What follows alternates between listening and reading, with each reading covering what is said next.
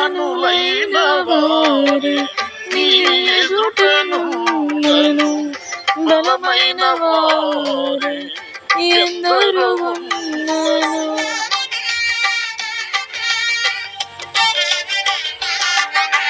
ఘనులైన వారే నీ ఎదుటనుండెను, బలమైన వారే ఎందరో ఉన్నను.